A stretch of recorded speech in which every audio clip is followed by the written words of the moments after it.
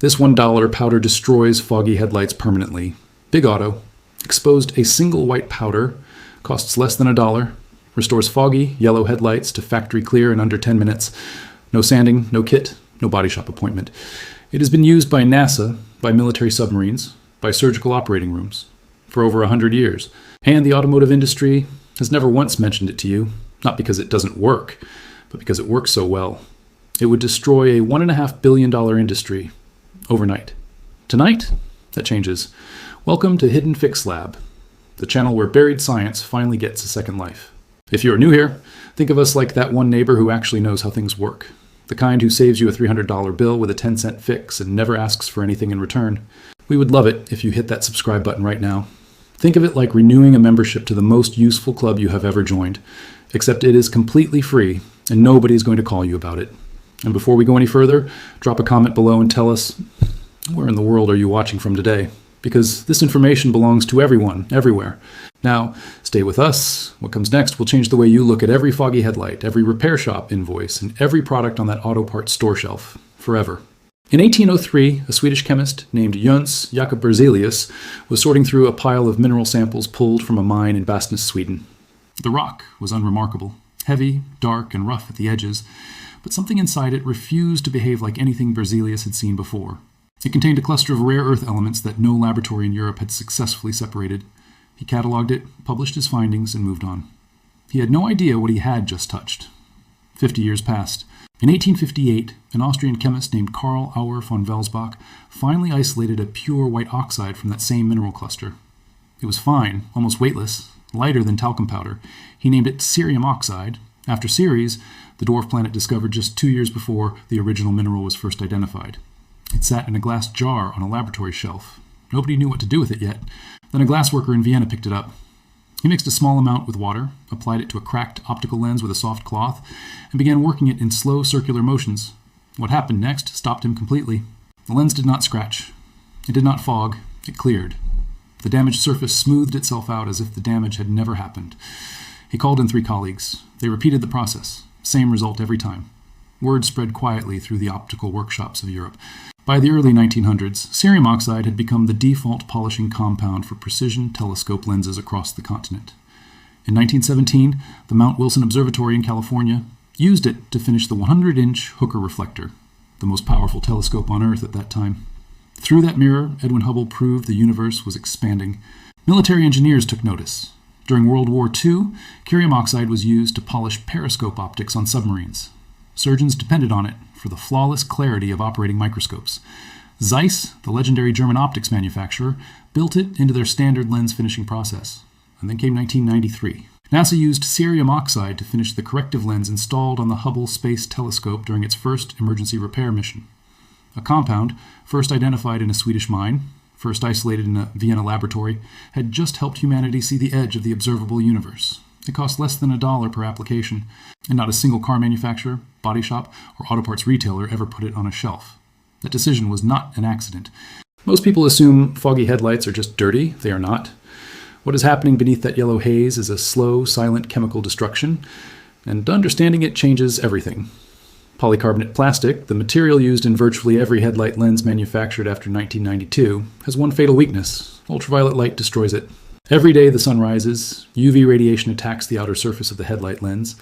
It triggers a process called photooxidation, a chain reaction that breaks apart the molecular bonds holding the plastic surface together. Microscopic pits open up. The factory UV coating, which was never thick enough to last, begins flaking away within 3 to 5 years. Moisture seeps into those fractures. Dirt locks itself inside.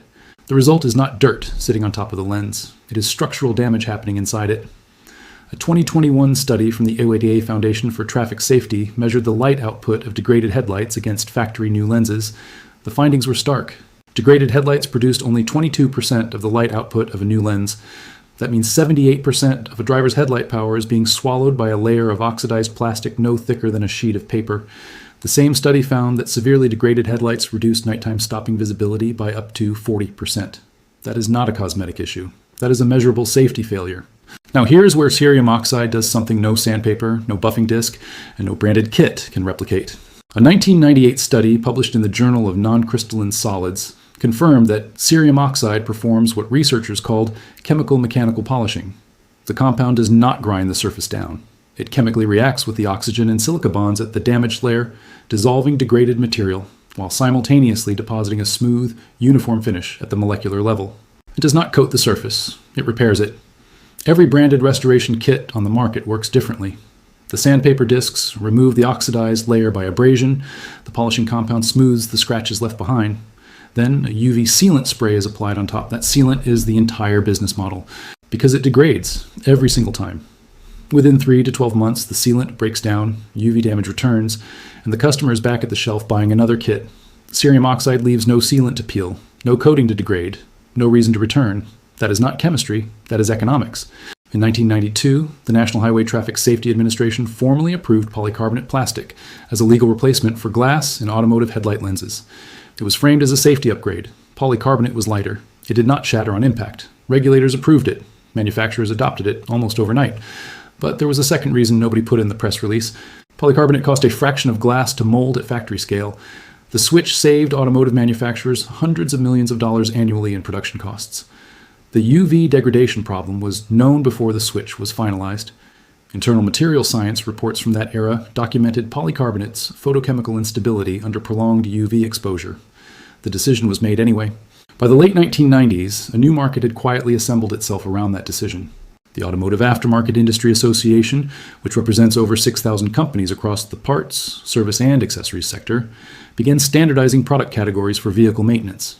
Headlight restoration entered that framework as a recurring service category, not a one-time fix, a recurring one. The distinction mattered enormously. A recurring service category generates repeat customers. A permanent fix generates nothing after the first sale. In 2004, a materials scientist named Dr. Roger Seals published findings through Louisiana State University examining cerium oxide's performance on polymer surfaces. His work confirmed that cerium oxide achieved structural repair of oxidized polycarbonate, not surface coating, but molecular level restoration that outlasted every temporary commercial solution then on the market. The research was published, peer-reviewed, publicly available. No automotive trade publication covered it. No restoration kit manufacturer referenced it. No body shop association circulated it to members. It was not banned, it was simply never mentioned. By 2010, the headlight restoration market in the United States had crossed $1 billion in annual revenue. Branded kits retailing between $30 and $60 carried profit margins exceeding 400%. Body shop headlight services, priced between $150 and $300 per pair, carried labor margins exceeding 1,000%. A 2018 Consumer Reports evaluation tested every major over-the-counter restoration kit available. Every single product showed significant rehazing within 12 months, some within 6.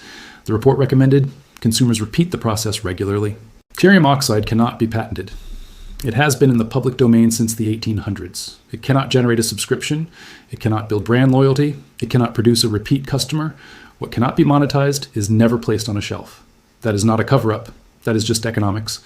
Everything covered in the previous 3 parts leads to this moment, a compound with a 200-year scientific record, a safety problem documented by federal research, an industry built entirely around a temporary solution, and a permanent fix sitting in a $1 bag that fits in a shirt pocket. Here's exactly what to do. The materials required are minimal.